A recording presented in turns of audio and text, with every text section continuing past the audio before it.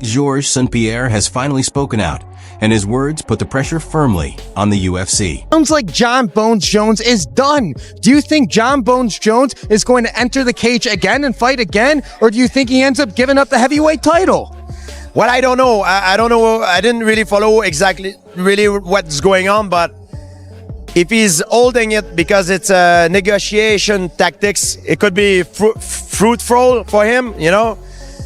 But it's up to the UFC to see what they want to do. They need to take the decision if, you know, because now the young guys, young contenders are waiting. And when you're an athlete, you have a window. If you pass that window, not good. So I think it's on the UFC now to take the decision, give Jon Jones what he wants or move on, you know. What would you do if you're in Tom Aspinall's shoes? Yeah, Tom is a bad situation for him because he's stuck. And he wants to be, he wants to be champion. He's young and hungry. I understand. I think it's the UFC needs to do something. That the pressure needs to be on the UFC now. In a recent interview, Georges St-Pierre didn't mince words. He made it clear the UFC needs to stop delaying and sort out the heavyweight division before Tom Aspinall's prime years slip away. A guy named Tom Aspinall, who every time I speak to him, he talks about you being his inspiration, you being his favorite fighter, you being the guy he wants to be like.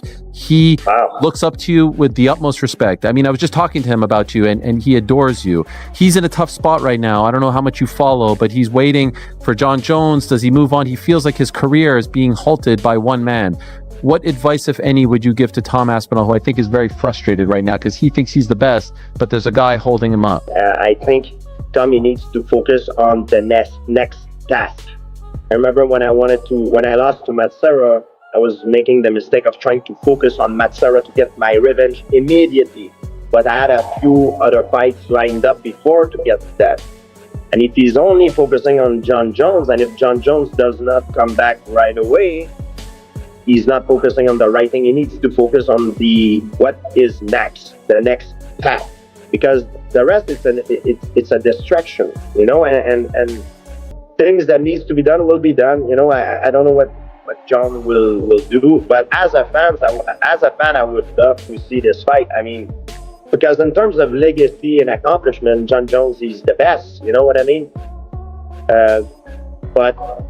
And I understand Tom from his point of view that he's a proud fighter. He wants to be the best, but now it's all depend on what Jon want to do. If Jon still want to do this, if he's compensated fairly, all that plays. So Tom should not focus on that because it's outside of his control, and he's wasting a lot of energy focusing on that. And I know it's very hard, but he needs to sort of self-hypnose himself to focus on the next thing and be hungry about the next task. And by doing this, only focusing on the next thing, he's going to build up his biggest, and perhaps one day he's going to be the greatest. According to Georges St-Pierre, the blame doesn't fall entirely on Jon Jones. Yes, Jon plays his games and uses stalling as leverage, but at the end of the day, GSP says it's the UFC's responsibility to protect the division, not just one superstar. And when it comes to the fight game itself, GSP had some valuable words for Tom Aspinall. Stay patient, stay ready, and don't waste energy on the outside drama. Who was your biggest influence growing up? In terms of mixed martial arts, GSP. Before GSP came along, in my opinion, it was like bar fighters who were quite athletic, who did a bit of fighting in a cage. Whereas when GSP came along, it was like, that's how to be a professional MMA athlete, not just a guy who likes to have a fight. Do you think you would have gotten into MMA if it wasn't for your dad? If I would have gotten into it, I wouldn't have continued it if it weren't for my dad, that's for sure. So, no, absolutely no chance. Did you ever watch your dad spar fight when you were a kid? Yep, loads of times. So I guess he was an influence, an idol of mine, I guess, because I wanted to do what my dad's doing. I think a lot of kids do that anyway. Hopefully my kids want to do that. Maybe not do MMA, but hopefully they see the dedication that I put into their life. I want to do a bit of that. Did you have any heavyweight idols? Oh, loads. Main one, Cain Velasquez. I've seen his comments recently about me. That's all right, that's his opinion. So I don't think he beats Jon, no. Doesn't take away the fact that I love his fighting style. Fans loved hearing it.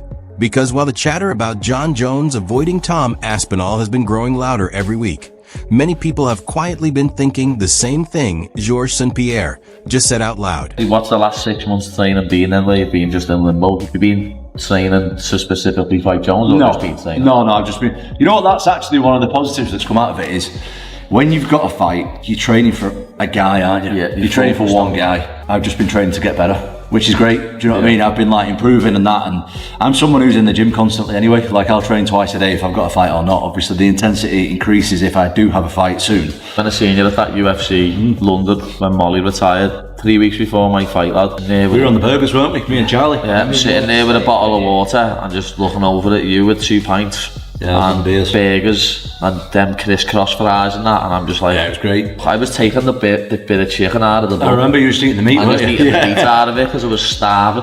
What does you? Because I'm like quite interested in nutrition. That, like, what is your diet like in camp? Yeah, like, do you have to be on like a massive deficit?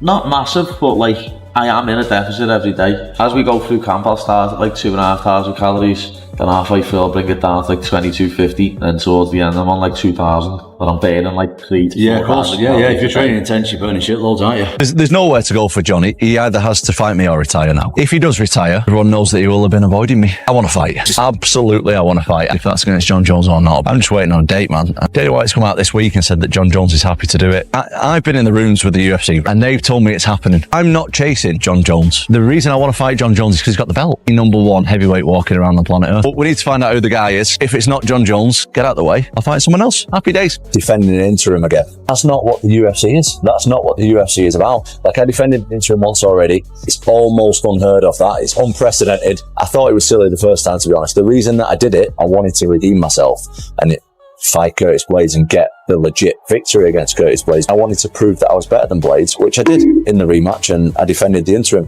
I'm not doing it again. I've cleared out the rest of the division. Undisputed. And that's it. I deserve a shot at being known as the best heavyweight walking around on planet Earth. The UFC, according to many, should have either stripped Jon Jones of the title or forced the fight months ago. Instead, the belt has been collecting dust, while Tom Aspinall trains for 3 or 4 different potential opponents, and the rest of the heavyweight division sits on standby. Meanwhile, Aspinall isn't letting the delays slow him down. He's hinted that he's staying prepared for Alexander Volkov, Jailton Almeida, or even Cyril Gane, especially if the UFC's September card in Paris needs a main event. But if he avoids Tom Aspinall like the plague and he continues down this line, it will absolutely affect his legacy because, and I don't care what he's done in the past, because it doesn't embody the spirit of a fighter. Fighters are supposed to go in there against big, nasty, mean, tough son of a bitches, okay? And not knowing if they're going to win. That's what inspires people. I hate to talk about myself, but I lost many fights along the way. I lost #1 contender matchups. Granted, a lot of them were on steroids. All you motherfuckers are on steroids. But I became the champion in the end. I never gave up on myself. And that's what people always tell me that they respect about my career, what they respect about other people's career, that they took on really tough fights. They tried their best and they scratched and clawed the way to the top. They did it in the end. And wow, take a bow. What a story. What a journey. For Jon Jones to walk away and go, oh, I don't fancy that. He's a bit nasty. He's got big hands. The man can wrestle. He's quick. He's fast. He's agile. Holy shit. I've never fought anyone like that. I'm living my best life, guys. I've made my money. I'm going to walk away. People will look at that and say, no, I'm sorry. That's not a real fighter. So he's got to accept the fight. And as I said, Tom Aspinall's moved on to Alexander Volkov, a man that he beat before, relatively easy, took him down nice and quick, straight armbar on the ground, absolute one-way traffic. And there's also Jailton Almeida. Now, Jailton Almeida, yes, he lost to Curtis Blades trying to take him down. He got elbowed in the head a few times, but he's learned from that. He's come back. He's got 2 quick wins, 2 stoppages. The man is a force of nature. He's an absolute wrestling maniac. He's short, he's stocky, he's strong as an ox. He's only got 1 loss on his record, and I think he would pose some problems for Tom Aspinall. Of course, Tom might take him down, but I think on the feet he's taller, he's longer, he's quicker, and he cracks very hard. So regardless, I would favour Tom in both of those matchups, but just the fact that he has mentally moved on, and we're waiting for this announcement. I mean, we don't know what it is yet, but we're waiting. Something's going to happen soon, but the fact that he's talking about other people, it doesn't bode well for that fight. Tom Aspinall's the guy. He's the guy. Dana White says I'm his man. We love that. We love that on the channel. And what about Francis Ngannou? You having him? You want some? The day that I start ducking out of fights and turning opponents down and stuff like that is the day that I'm going to retire. So, as I've always said, and you can ask any promoter I've ever worked with, any guys at the UFC, I'll fight anyone, I'll fight anytime, and I'll fight anywhere. Never turn down a fight in my life, never will. The day that I start thinking about turning down fights is the day that I'll retire. So to answer the question, whoever they want me to fight is who I'm going to fight. It's not about you, John. It's not about you. It's not about your life. It's not about your story. If you want to enjoy your life, if you want to be a part of a reality show, if you want to take that money and delay things and hold someone else's dreams back from becoming a reality, that is ducking. That is ducking, because there is a time-honored tradition in this business, in the sport, in combat sports, in fight sports, in sports period, that the whole thing has to move along. It's not about your story. Your story is great and you're living your best life, great. Get rid of that belt. If you want to do that, great. No one will begrudge you. Everyone thinks you've done enough. You've earned enough. You've proven enough. Now allow someone else to have that same story. Allow someone else to write that same story. You are holding him back. You are holding back not only Tom Aspinall, but the rest of the division. So yes, you're missing the point. This isn't about you. It's about the belt. How many more times does Tom have to say it? He would love to fight him. He would love to be he would love to have the opportunity to be that guy. He would love it. Who wouldn't? But he just wants that belt. He wants whatever that belt signifies, whatever it symbolizes, and what it brings. It brings all the things that Jon Jones is enjoying right now, because if Jon Jones wasn't the most decorated champion, wasn't the greatest light heavyweight champion, wasn't the 2-division champion, he wouldn't be doing things like this. He wouldn't get opportunities like this. He wouldn't get the opportunity to live his best life. And now you are stopping someone else from living their best life. Do you get the difference? It's not about you. And so when the legends fought you, and I'm not even talking about when you were champ or tried to become champ. I'm talking about the dudes that fought you on the way up. Important thing in this sport is the belt. The most important thing to the UFC is the belt. That's what everything gears towards. And they have told us they hate when people vacate the title or don't want to defend the title. Well, that's what's happening right now. So tell me where I've been unfair. Tell me where I've lied. Tell me where I've been biased. I saw some people saying yesterday, like, oh, he just defended the title. All right. Are we going to wait till November to strip him? The fight that they want to book is for November. It's for MSG. If he doesn't want to fight today for November, it's time to move on. When you're an interim champion, they only make an interim champion when the champion cannot defend the belt. So for Jon Jones, he couldn't defend the belt because he tore his pec muscle. So the interim champion means he should be fighting the champion right off the bat. That's not the case with Jon Jones, right? Because Jon Jones is going to fight Stipe Miocic. So the interim champion is supposed to sit there and wait. But by law, in like the regulations, once Jon Jones steps in the cage, he is stripped of his interim champion because the champion has returned. There is no longer for an interim champion. What is the point of having an interim champion when the champion is ready to fight? This is the only sport in the world you can have somebody hold your career back. Yep. I've been almost a year inactive with no prospects of anything. Just be ready and we'll just let you know. Yeah. And then it's kind of difficult, like mentally, to this is the fight against Jon Jones. Like, not the fight is another thing. Yeah. This is the tricky bit where I really have to stay switched on, stay motivated, and I'm trying my best. I'm trying. It's tough. As you said a minute ago, no one really knows what's going on behind the scenes apart from me. Exactly. You're an office cooking. I train all the time anyway. Just because I've not got a fight doesn't mean I don't train. Like, I honestly can see Jon's point of view. I get it. Yep. I get it.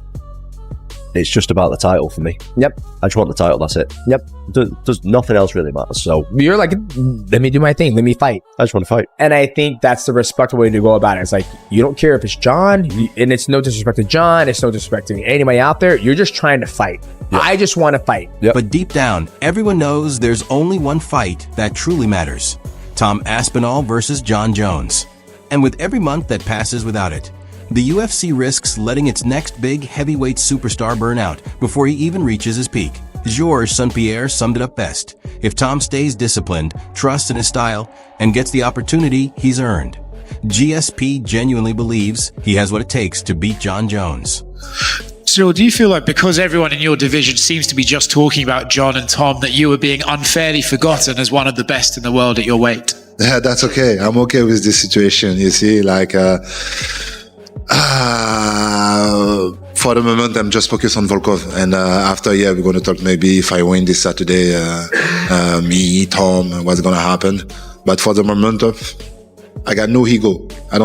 Yeah.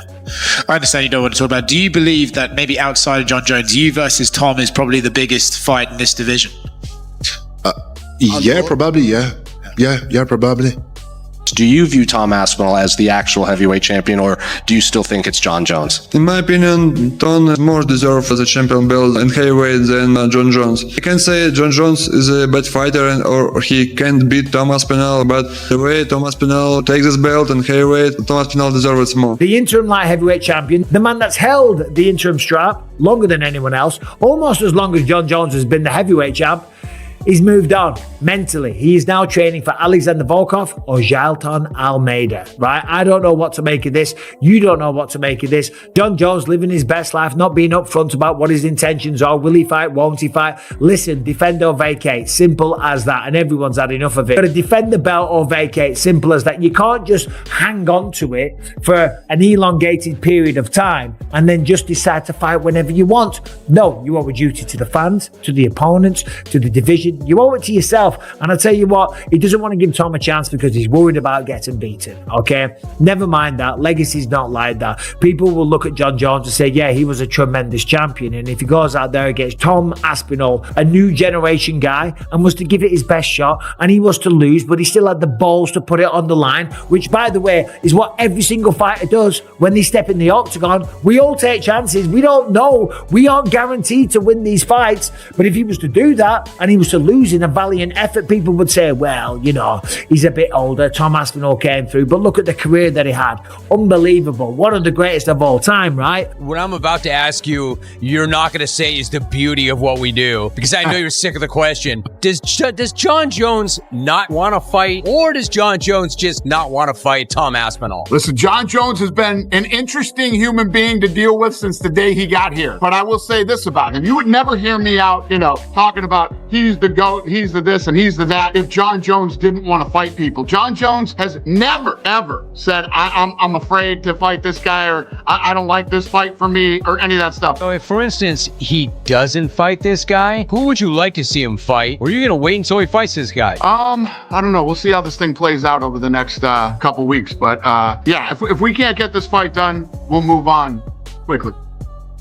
It won't be easy, but Georges St-Pierre knows a thing or two about greatness colliding with rising talent. His message to Tom Aspinall is simple. Don't chase drama, chase legacy. For now, all eyes are back on the UFC. Will they finally take a stand, force Jon Jones to fight, or crown a new king once and for all? Because Tom Aspinall isn't pleading anymore. He's ready to prove why so many legends believe he's the next man to rule this division. I see quite a few people here calling me a duck. I'm a duck. Call me a duck. Call me a chicken. Call me a goat. Call me a dog. I'm not in high school anymore, guys. A grown man out here chasing his dreams. It's funny that we really live in a world where being called a duck should affect me. Guys, come on. Okay, so I feel like the narratives have been created that just truly aren't there.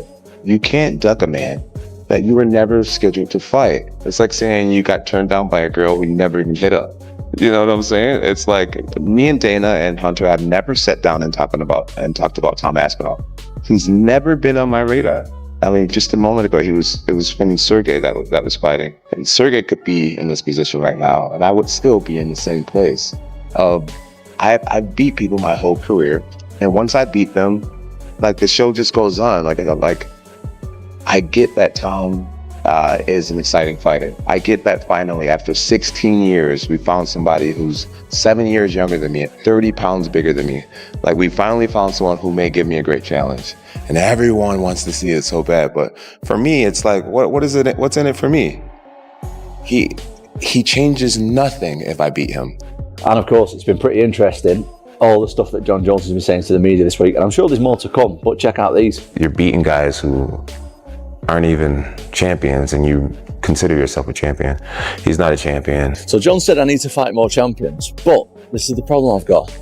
Jon is the champion, and he won't fight me. And he says that he won't fight me because it's too much of a gamble. Aspinall to me is no difference than an Owen St. Prude or Dominic Reyes or Anthony Smith, being like just another up and comer that's exciting right now. And I'm not into gambling my legacy for what's exciting. And Jon, if you're not into gambling your legacy, that to me sounds like you're scared of losing against me. Jon Jones's demands of money for the Tom Aspinall fight were met by the UFC. They gave him what he was looking for, and he still said no.